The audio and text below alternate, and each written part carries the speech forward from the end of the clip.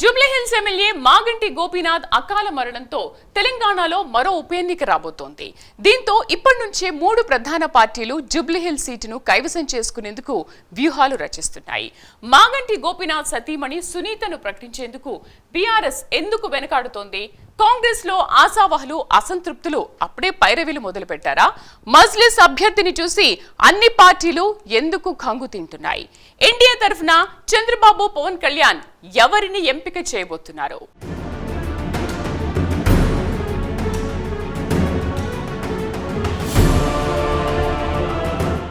Jubilee Hills assembly స్థానం నుంచి ఎమ్మెల్యేగా ఉన్న మాగంటి గోపీనాథ్ ఇటీవల మరణించడంతో ఆ స్థానం ఖాళీ అయిన సంగతి తెలిసిందే. దీంతో ఈ ఏడాది డిసెంబర్ వరకు జూబ్లీహిల్స్ ఉప ఎన్నిక పూర్తి చేయాల్సి ఉంది. ఈ క్రమంలోనే జూబ్లీహిల్స్ ఉప ఎన్నికపై ఇప్పటికే పలు పార్టీలు, పలువురు నేతలు గురిపెట్టారు. అయితే తమకు సిట్టింగ్ స్థానంగా ఉన్న జూబ్లీహిల్స్ నుంచి బీఆర్ఎస్ ఎవరిని బరిలో నిలుపుతుందనే ఉత్కంఠ కొనసాగుతోంది. మాగంటి గోపీనాథ్ మరణంతో ఆ స్థానం ఖాళీ అయినట్టు అసెంబ్లీ కార్యదర్శి గెజిట్ ద్వారా నోటిఫై చేశారు. ఆ గెజిట్ను కేంద్ర ఎన్నికల సంఘానికి పంపించినట్లు రాష్ట్ర ఎన్నికల సంఘం తెలిపింది. అయితే ఉప ఎన్నిక ఎప్పుడు నిర్వహించాలనేది కేంద్ర ఎన్నికల సంఘం నిర్ణయిస్తుందని తెలిపారు. ఎన్నికల సంఘం నిబంధనల ప్రకారం ఎక్కడైనా ఉప ఎన్నిక నిర్వహించేందుకు 6 నెలల సమయం ఉంటుందన్నారు. ఈ లెక్కన ఈ ఏడాది డిసెంబర్ వరకు జూబ్లీహిల్స్ ఉప ఎన్నిక పూర్తి చేయాల్సి ఉంది. అయితే బీహార్ శాసనసభ ఎన్నికల సమయంలోనే జూబ్లీహిల్స్ అసెంబ్లీ స్థానానికి ఉప ఎన్నిక నిర్వహించే అవకాశం ఉందనే వార్తలు వస్తున్నాయి. ఈ క్రమంలో జూబ్లీహిల్స్ ఉప ఎన్నికపై ఇప్పటికే పలు పార్టీలు, పలువురు నేతలు గురిపెట్టారు. అయితే తమకు సిట్టింగ్ స్థానంగా ఉన్న జూబ్లీహిల్స్ నుంచి బీఆర్ఎస్ ఎవరిని బరిలో నిలుపుతుందనే ఉత్కంఠ కొనసాగుతోంది. జూబ్లీహిల్స్ నుంచి మాగంటి గోపీనాథ్ వరుసగా 3 సార్లు ఎమ్మెల్యేగా విజయం సాధించారు. మొదటిసారి 2014లో టీడీపీ తరఫున పోటీ చేసి విజయం సాధించగా 2 ఏళ్ల తర్వాత బీఆర్ఎస్ గూటికి చేరారు. తర్వాత 2018, 2023 ఎన్నికల్లో బీఆర్ఎస్ నుంచి బరిలో నిలిచి గెలుపొందారు.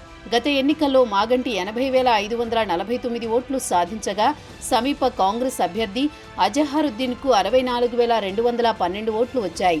16,337 ఓట్లతో ఆధిక్యంతో మాగంటి గెలిచారు.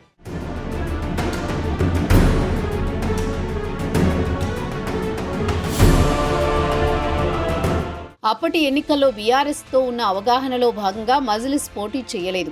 దీంతో బీఆర్ఎస్ పార్టీకి జూబ్లీహిల్స్ బలమైన స్థానంగా ఉంది. ప్రస్తుతం తెలంగాణలో ప్రధాన ప్రతిపక్షంగా ఉన్న బీఆర్ఎస్కు జూబ్లీహిల్స్ సిట్టింగ్ స్థానాన్ని నిలుపుకోవడం రాజకీయంగా చాలా కీలకమనే చెప్పాలి. 2023 ఎన్నికల్లో సికింద్రాబాద్ కంటోన్మెంట్ నుంచి బీఆర్ఎస్ అభ్యర్థిగా పోటీ చేసి విజయం సాధించిన లాస్యనందిత కొన్ని నెలలకే మరణించడంతో అక్కడ ఉప ఎన్నిక అనివార్యమైంది. ఆ ఉప ఎన్నికల్లో కాంగ్రెస్ అభ్యర్థి గణేష్ విజయం సాధించారు. గత అసెంబ్లీ ఎన్నికల్లో అధికారం కోల్పోయినప్పటికీ గ్రేటర్లో సత్తా చాటిన బీఆర్ఎస్కు ఇబ్బందికర పరిస్థితి ఏర్పడింది. ఈ క్రమంలో గ్రేటర్ హైదరాబాద్లో తమ పార్టీకి పట్టు ఉందని నిరూపించుకునేందుకు జూబ్లీహిల్స్ సిట్టింగ్ స్థానాన్ని నిలుపుకోవడం బీఆర్ఎస్కు ఛాలెంజింగ్గా మారింది. ఎందుకంటే అసెంబ్లీ, లోక్సభ ఎన్నికల తర్వాత వస్తున్న ఈ బైపోల్ బీఆర్ఎస్కు అగ్ని పరీక్ష వంటిదే. అయితే జూబ్లీహిల్స్ ఉప ఎన్నిక బరిలో గులాబీ పార్టీ ఎవరిని బరిలో నిలుపుతుందనేది చర్చనీయాంశంగా మారింది. బీఆర్ఎస్ అధిష్టానం కూడా జూబ్లీహిల్స్ స్థానం నిలుపుకునేందుకు పక్కా ప్రణాళికతో ముందుకు వెళ్లాలని భావిస్తోంది. అయితే ఈ క్రమంలోనే జూబ్లీహిల్స్ ఉప ఎన్నికకు సంబంధించి బీఆర్ఎస్ అభ్యర్థి విషయంలో 3 పేర్లు ప్రచారంలో ఉన్నాయి. ఆ పేర్లలో దివంగత ఎమ్మెల్యే మాగంటి గోపీనాథ్ సతీమణి సునీత, జూబ్లీహిల్స్ మాజీ ఎమ్మెల్యే పీజేఆర్ కుమారుడు విష్ణువర్ధన్ రెడ్డి, రావుల శ్రీధర్ రెడ్డి ఉన్నారు. వీరిలో టికెట్ ఎవరికి కేటాయిస్తే బీఆర్ఎస్ విజయం దక్కుతుంది, వీరు కాకుండా పార్టీ వేరే ఎవరికైనా అవకాశం కల్పిస్తుందా అనే చర్చ జరుగుతోంది.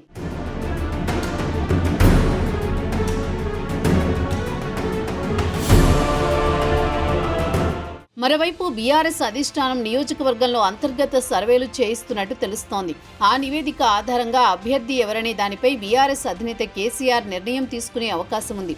సానుభూతి కోణం, నియోజకవర్గంలోని సామాజిక సమీకరణాల ఆధారంగా మాగంటి గోపీనాథ్ సతీమణి సునీతకు టికెట్ కేటాయిస్తే ఎంత మేరకు ఆశించిన ఫలితాలను ఇస్తుందనే చర్చ సాగుతోంది.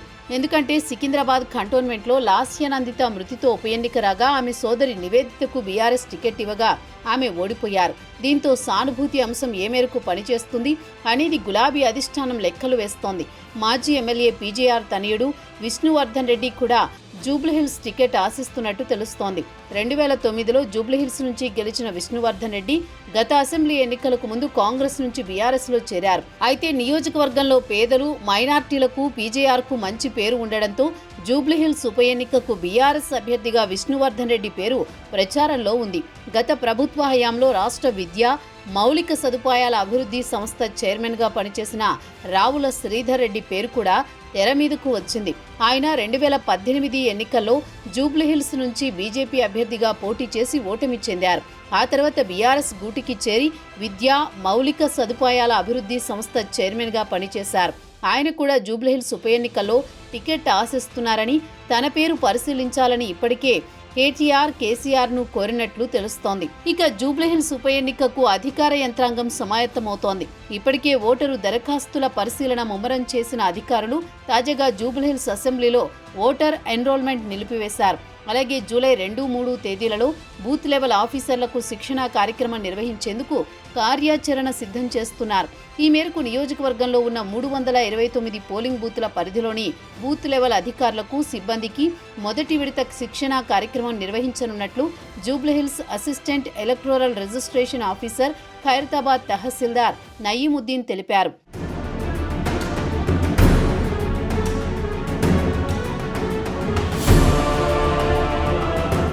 ఎన్నికల కమిషన్ ఆదేశాల మేరకే కొత్త ఓటరు నమోదు, సవరణలు నిలిచిపోవడంతో ఇప్పటి వరకు వచ్చిన ఫామ్ 6, ఫామ్ 7, ఫామ్ 8 తదితర దరఖాస్తుల పరిశీలన పక్కాగా చేపట్టేందుకు అధికారులు చర్యలు తీసుకుంటున్నారు.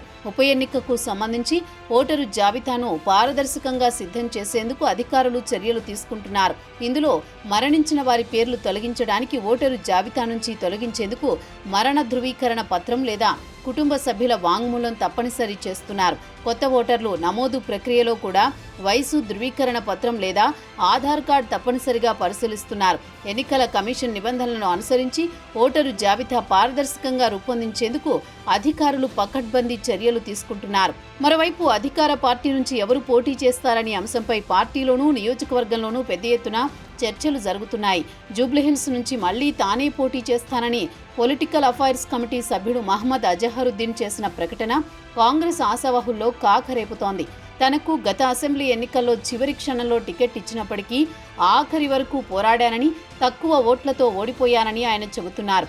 అయినా పార్లమెంటు ఎన్నికల్లో సికింద్రాబాద్ పార్లమెంటు పరిధిలోని అన్ని నియోజకవర్గాల కంటే జూబ్లీహిల్స్ నియోజకవర్గంలోని ఎక్కువ ఓట్లు కాంగ్రెస్ పార్టీకి వచ్చేలా తాను పనిచేశానన్నారు. తనకు టికెట్ ఇవ్వడం లేదని, సొంత పార్టీ నేతలే పనిగట్టుకుని ప్రచారం చేయిస్తున్నారని వారిపై అధిష్టానానికి ఫిర్యాదు చేస్తానన్నారు. కాంగ్రెస్ పార్టీకి ఎంతో నమ్మకంగా ఉన్న తనకు ఏఐసీసీ అధ్యక్షురాలు ఆశీస్సులు ఉన్నాయని అజార్ చెప్పుకుంటున్నారు. సీఎం రేవంత్ రెడ్డి, తెలంగాణ రాష్ట్ర కాంగ్రెస్ పార్టీ వ్యవహారాల ఇన్ఛార్జి మీనాక్షి నటరాజన్, టీపీసీసీ అధ్యక్షుడు మహేష్ కుమార్ గౌడ్ సహకారంతో తాను జూబ్లీహిల్స్ నియోజకవర్గ టికెట్ తెచ్చుకుని గెలిచి రాహుల్ గాంధీకి బహుమతిగా అందిస్తానని చెప్తున్నారు. కాంగ్రెస్ టికెట్ కోసం విజయారెడ్డి కూడా ప్రయత్నిస్తున్నారని సమాచారం. తన తండ్రి దివంగత పీజేఆర్ ప్రాతినిధ్యం వహించిన నియోజకవర్గం కావడం తనకు కలిసి వస్తుందని ఆమె భావిస్తున్నారు. నవీన్ యాదవ్, ఫిరోజ్ ఖాన్, ఇర్ఫాన్ అజీజ్, ఫాహిం ఖురేషీ పేర్లు కూడా వినిపిస్తున్నాయి.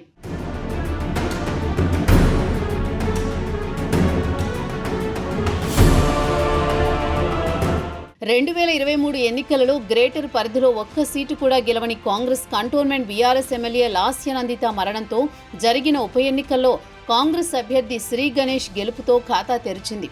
అజహరుద్దీన్ చేసిన ప్రకటన ఫైనల్ కాదని TPCC chief B Mahesh Kumar Goud స్పష్టం చేశారు. ఎవరికి వారు ప్రకటనలు చేసుకుంటే అదే ఫైనల్ కాదన్నారు. కాంగ్రెస్ పార్టీలో అభ్యర్థుల ఎంపికకు ఒక ప్రొసీజర్ ఉందని చెప్పారు.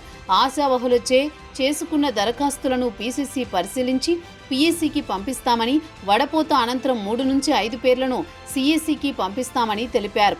అభ్యర్థి పేరును సిడబ్ల్యూసీ అధికారికంగా ప్రకటిస్తుందని చెప్పారు. ఆల్ ఇండియా మజ్లిస్ ఏ ఇత్తెహాదుల్ ముస్లిమీన్ పార్టీ సైతం జూబ్లీహిల్స్లో తన ప్రచారాన్ని ముమ్మరం చేస్తోంది. పాత బస్తీలో తన ఆధిపత్యం చెలాయిస్తోన్న ఎంఐఎం ఇప్పుడు జూబ్లీహిల్స్ వంటి ఉన్నత స్థాయి జనాభా పరంగా వైవిధ్యభరితమైన ప్రాంతాల్లోనూ తన ప్రభావాన్ని విస్తరించడంపై దృష్టి సారించింది.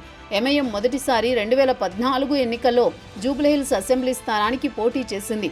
బీసీ సామాజిక వర్గానికి చెందిన అభ్యర్థి నవీన్ యాదవ్ స్వల్ప తేడాతో 2వ స్థానంలో నిలిచారు. 2018 2018లో ఎంఐఎం అభ్యర్థిని నిలబెట్టలేదు. అప్పటి బీఆర్ఎస్ ప్రభుత్వానికి అనధికార మద్దతు ఇచ్చింది. అప్పటికే ఎంఐఎంను వీడిన నవీన్ యాదవ్ స్వతంత్ర అభ్యర్థిగా పోటీ చేసి 18,000 ఓట్లు సాధించారు. జూబ్లీహిల్స్ ఓటర్లలో దాదాపు 1/3 ముస్లింలున్నారు. 30% ఓటు బ్యాంకు ఉండడం, స్థానిక సమస్యలపై ఎంఐఎం చురుగ్గా స్పందిస్తోంది. ఈ క్రమంలో జాతీయ కరాటే ఛాంపియన్, మహిళా హక్కుల కోసం పోరాడిన సయ్యదా ఫలక్ బరిలోకి దింపేందుకు ప్రయత్నిస్తోంది. పౌరసత్వ సవరణ చట్టం CAAకు వ్యతిరేకంగా ఢిల్లీలోని షాహీన్ బాగ్ వద్ద నిరసనలకు ఫలక్ నాయకత్వం వహించి జాతీయ దృష్టిని ఆకర్షించారు. దాంతో సయ్యదా పేరును ఎంఐఎం అధిష్టానం పరిశీలిస్తున్నట్లు తెలుస్తోంది. జూబ్లీహిల్స్ బైపోల్లో సత్తా చాటాలని టీడీపీ సైతం భావిస్తోంది. ఏపీలో సక్సెస్ అయిన ఎన్జీఏను తెలంగాణలోనూ విస్తరించాలనే ప్రతిపాదన ఉంది. త్వరలో గ్రేటర్ ఎన్నికలు జరగనున్నాయి. దీనికి ముందు జరుగుతున్న ఈ ఎన్నికతో పొత్తు ప్రారంభించాలనే ఆలోచన జరుగుతోంది. దీంతో జూబ్లీహిల్స్ బైపోల్లో టీడీపీ, జనసేన, బీజేపీ కూటమి అభ్యర్థిని బరిలో నిలపాలని భావిస్తున్నారు. అందులో భాగంగా టీడీపీ నుంచి నందమూరి సుహాసిని పేరు పరిశీలనలో ఉందని పార్టీలో ప్రచారం సాగుతోంది. టీడీపీలో సుహాసిని క్రియాశీలకంగా ఉన్నారు. నందమూరి వారసురాలిగా సీటు ఇస్తే కలిసి వస్తుందని అంచనా వేస్తున్నారు. బీజేపీ సైతం ఇక్కడి నుంచి దీపక్ రెడ్డిని పోటీలో దింపాలని భావిస్తోంది.